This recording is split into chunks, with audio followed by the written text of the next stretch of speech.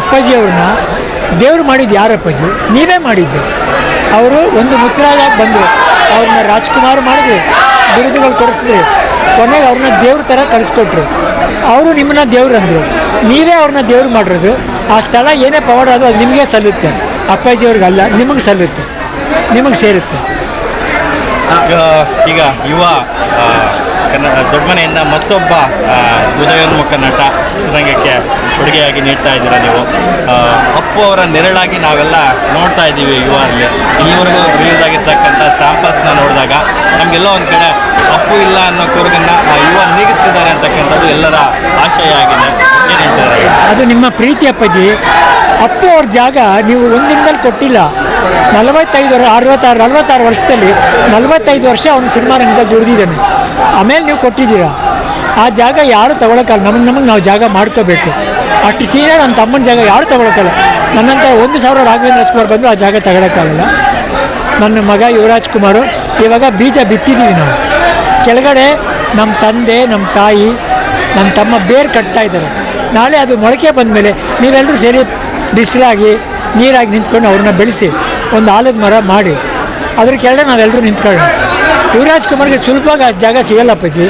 ಅವನು ಶ್ರಮ ಪಡಿಬೇಕು, ಶ್ರಮಜೀವಿ ಆಗಬೇಕು, ಕಷ್ಟಪಡಬೇಕು, ನಿಮ್ಗಳ ಪ್ರೀತಿ ಸಂಪಾದನೆ ಮಾಡಬೇಕು. ಆದರೆ ಎಷ್ಟೇ ಮೇಲೆ ಬಂದರೂ ಅವ್ರ ತಾತನ ಸರಳತೆ, ಅವ್ರ ಚಿಕ್ಕಪ್ಪನ ಸರಳತೆ ಬಿಡಬಾರ್ದು, ತಗ್ಗಿ ಬಗ್ಗಿ ನಡಿಬೇಕು. ಈ ಗುಣ ಅವನು ಬೆಳೆಸ್ಕೊಂಡ್ರೆ ನೀವೆಲ್ಲ ಅವನ್ನ ಕರ್ಕೊಂಡು ಹೋಗ್ತೀವಿ, ನನಗೆ ನಂಬಿಕೆ ಇದೆ. ರೀಸೆಂಟಾಗಿ ಅಪ್ಪುಗೆ ಸಾಂಗು ಲಾಂಚ್ ಆಯಿತು ಯುವ ಸಿನಿಮಾದು. ತುಂಬ ಪ್ರತಿಯೊಬ್ಬರಿಗೂ ಮನಸ್ಸಿಗೆ ನಾಟಿದಂಥ ಸಾಂಗು. ಅದರಲ್ಲಿ ಅಪ್ಪ ಇದ್ದರು, ಚಿಕ್ಕಪ್ಪ ಅಂತ ಇದ್ದರು, ದೊಡ್ಡಪ್ಪ ಇದ್ದರು, ಅಪ್ಪನೂ ಇದ್ದರು.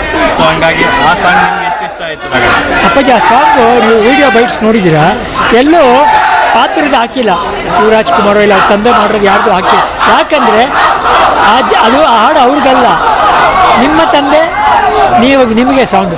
ಆ ಜಾಗದಲ್ಲಿ ನಿಮ್ಮ ತಂದೆನ ಇಟ್ಕೊಳ್ಳಿ, ಗುರುರಾಜ್ ಜಾಗದಲ್ಲಿ ನಿಮ್ಮನ್ನ ಇಟ್ಕೊಂಡು ಯೋಚನೆ ಮಾಡಿ. ನೀವು ಇದನ್ನು ನಿಮ್ಮ ತಂದೆ ಜೊತೆ ಕಲಿತಿರೋ 4-5 ಫೋಟೋ ತೊಗೊಳ್ಳಿ. ಇದನ್ನು ಆ ಸಾಂಗ್ನ ಹಾಕಿ ಮಾಡಿ ನಿಮ್ಮ ತಂದೆಗೆ ಗೌರವ ಸಲ್ಲಿಸಿ.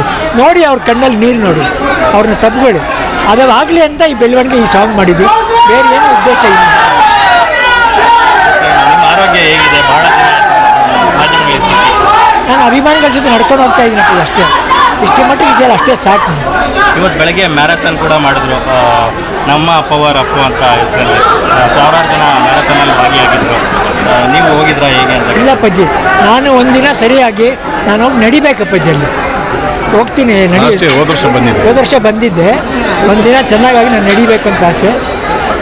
ದೀಪು ಅಂತ ನಮ್ಮ ರಿಲೇಷನ್ ಅಪ್ಪಾಜಿ, ನಮ್ಮ ಅಕ್ಕನ ಮಗಳಾಗಬೇಕು. ಆಕೆ ಮಾಡ್ತಾ ಇದ್ದಾಳೆ.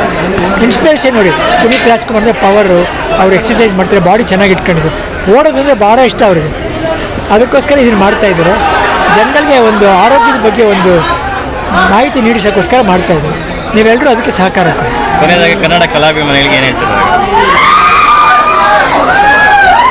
ನಾನು ಇವತ್ತು ಒಂದೇ ಹೇಳ್ಕೊಳ್ಳೋದು, ನಾನು ಅಪ್ಪು ಸ್ಫೂರ್ತಿ ದಿನಾಚರಣೆನ ಸರಿಯಾಗಿ ಆಚರಿಸಿ, ಅಪ್ಪುಗೆ ಪ್ರೀತಿಯಾಗಂಥ ವಿಷಯನ ಆಚರಿಸಿ.